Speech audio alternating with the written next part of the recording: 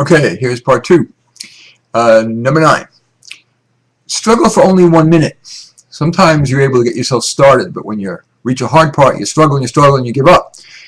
Generally, if you haven't made progress on a stumbling block within 1 minute, you're unlikely to, even if you work at it for days. So it's often wise, after a 1 minute struggle, to decide whether it's wisest, yes, to keep struggling, or to decide you can do the task without solving that stumbling block, or to get help, or, yes, defer it. Sometimes looking at the problem with fresh eyes can help. See, I don't always discourage you from procrastinating. Now, those are 9 core ways to increase your amount of drive, willpower, get you unstuck, choose your phrase. Now I'd like to offer you 5 ways to help conquer any psychological or physiological barriers that are keeping you from having sufficient willpower. Number 10. Is your procrastination, lack of drive, is it rooted in fear of failure? Sometimes it is. But I have found that psychotherapists too often leap to that explanation prematurely when there's something else going on. So I ask you to look dispassionately at yourself. At that moment of truth, when you're deciding whether to do the task or get a burrito, is it really fear of failure that's stopping you? If it is fear of failure, decide, is that fear justifiable? If indeed you lack the skills or ability to do the task, don't just put the task out of your mind. Affirmatively decide. Should I get help? Should I get training? Should I delegate the task? Should I tell my boss it's too difficult? Now, I know that's scary, but it is sometimes wise. But what if your fear is irrational? You have the ability and skills to do the task, but irrationally, you're still scared into inertia. It may help to break the task into those baby steps, but if not, ask yourself, will I be better off having not done the task or having tried and failed? No surprise, usually the answer is better to have tried and failed.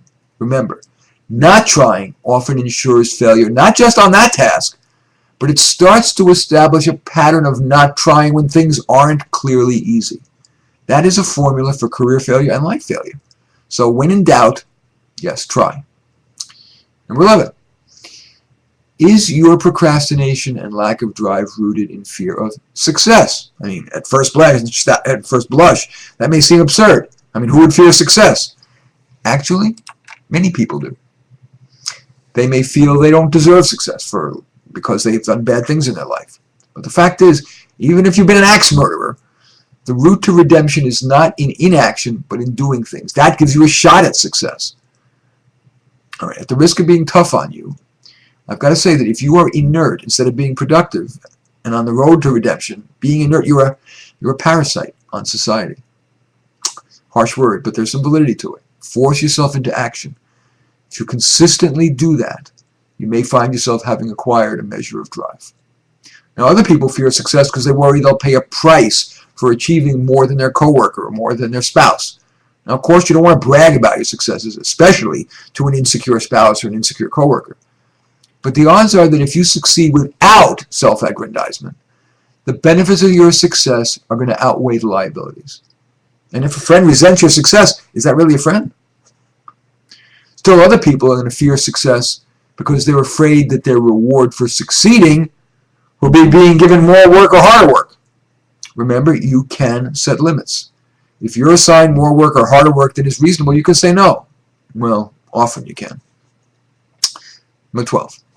Now, I'm going to sound like your mother, but number 12, in terms of, again, a way that's a physiological or psychological barrier that can keep you from having drive, is stop abusing drugs. Alcohol, pot, other drugs can, not always, but can decrease motivation.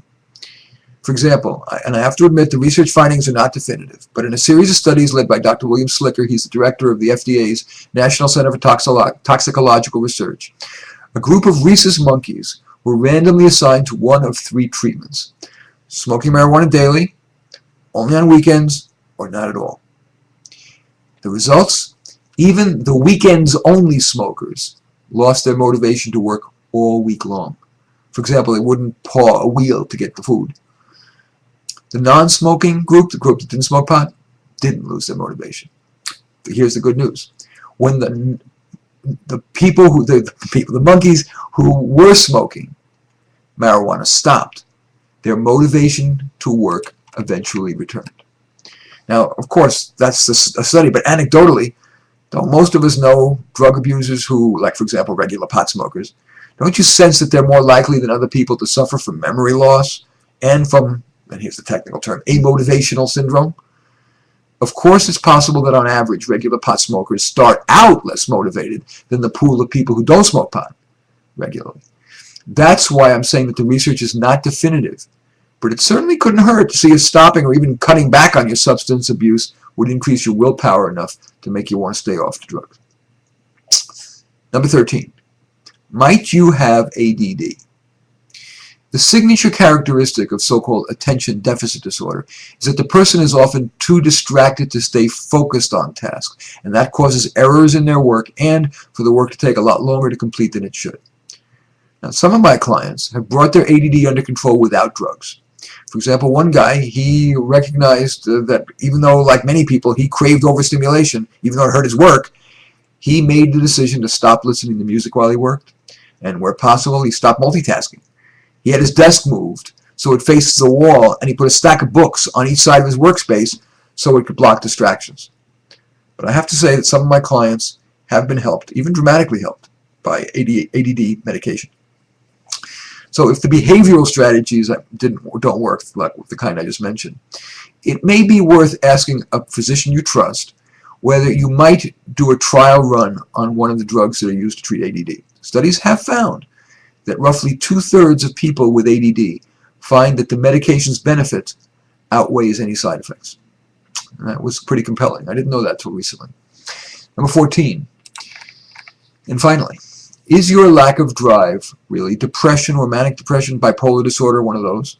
All of us get blue at times, especially right after something bad's happened to you. But if you have long had a baseline of being sad, your lack of drive may be depression talking. Alas, antidepressant drugs work only for some people, and even for them, they may fade in effectiveness, or the person may find that the side effects outweigh the benefits. The current recommendation from the National Institute of Mental Health is that for mild to moderate depression, the first line of treatment is moderate exercise, maybe in combination with cognitive behavioral therapy, which is often brief. If that doesn't make your depression manageable, you might want to see a psychiatrist to find a medication that works for you. See if you can. The National Institute of Mental Health has an overview of depression, its causes, its manifestations, its treatments, and it's on the web at www.nih.gov/health/publications/depression. Now, there are different drugs that are used to treat manic depression, which today is more often called bipolar disorder. For an overview of that condition and its treatment options, here's a website, www.nih.gov/health/publications/bipolar-disorder. Okay, let us summarize the 14 points. First of all, sometimes developing drive really is just a matter of forcing yourself to act, to stay focused, to get it done, to just do it. It needn't be perfect. It needn't be fun. It just needs to get done. Usually. Yeah, occasionally things do need to be perfect, but not as often as many people try to make it. But if for you, like for many people, just do it doesn't work often enough, I certainly hope that one or more of the 14 strategies I've shared with you help you accomplish more of what you want to accomplish. I'll list them again here to summarize. First, the 9 core tools for increasing your willpower. Number 1, embrace work.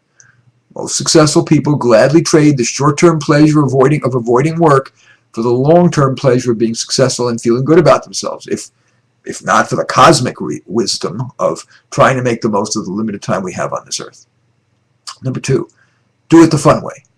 As you plan and during a task, ask yourself what's the fun way to do it. That makes you more likely to see it through to completion and without that last-minute slipshod cramming. Number 3, and I think that was number 2 actually, was find inspiration. There are many sources of inspiration. Sometimes it's biography, sometimes it's a human role model you know, sometimes it's simply picturing the benefits of what you would get if you did the work.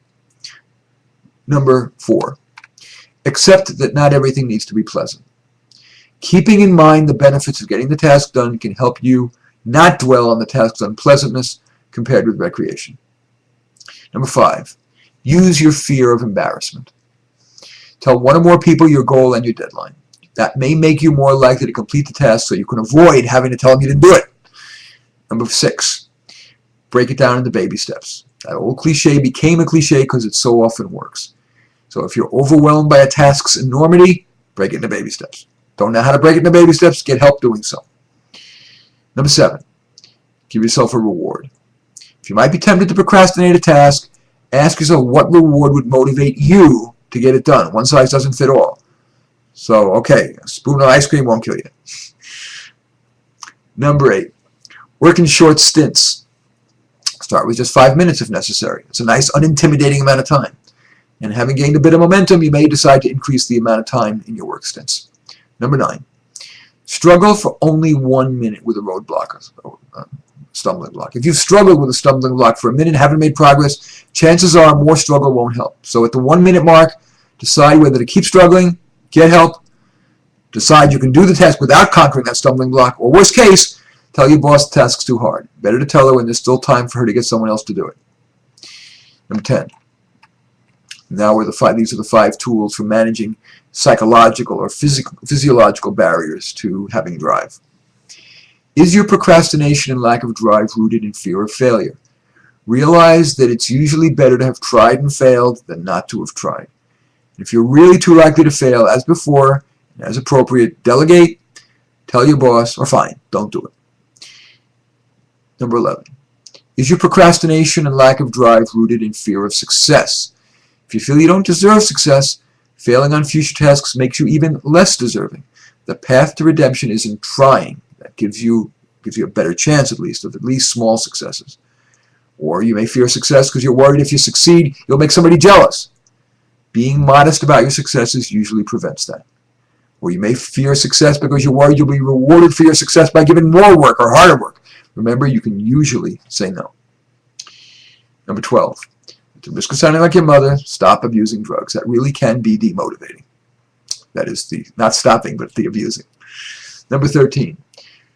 Consider trying an ADD drug and or the behavioral techniques for reducing your ADD. If you can't stay focused well enough on tasks, try those behavioral solutions like eliminating sources of distraction. But if that's insufficient, it may be worth asking a trusted physician whether you should try medication. And number 14, is your lack of drive really depression? If you've long suffered from low motivation, little interest in most things, it may be clinical depression or bipolar disorder. See the websites I mentioned before. Whatever the cause of your lack of drive, do be patient with yourself. You may have struggled with procrastination with willpower for a long time. It may not get cured just because you decide to try a few of the techniques I've taught you in this lecture. When I was trying to lose 20 pounds, I tried a number of those tactics, and still I too often opted for an Indian buffet instead of steamed vegetables. And then one day somebody called me a little chunky. Suddenly, in combination with some of the strategies I had tried previously, I found the motivation to lose the weight. You and I, all of us, are not electrons that behave predictably. We're humans. Give yourself a break. I want to end with another lesson my father taught me. One day, when I was 13, I asked my dad, "How come you so rarely talk about the Holocaust?" He said, he usually had a bad posture, but he stiffened. And he said, "Martin, the Nazis took 5 years from my life. I won't give them 1 minute more. Martin, never look back. Always look forward." I can leave you with no better advice. We've all had bad things happen to us. But most of the successful people I've worked with and known do live by my father's advice. Never look back. Always look forward.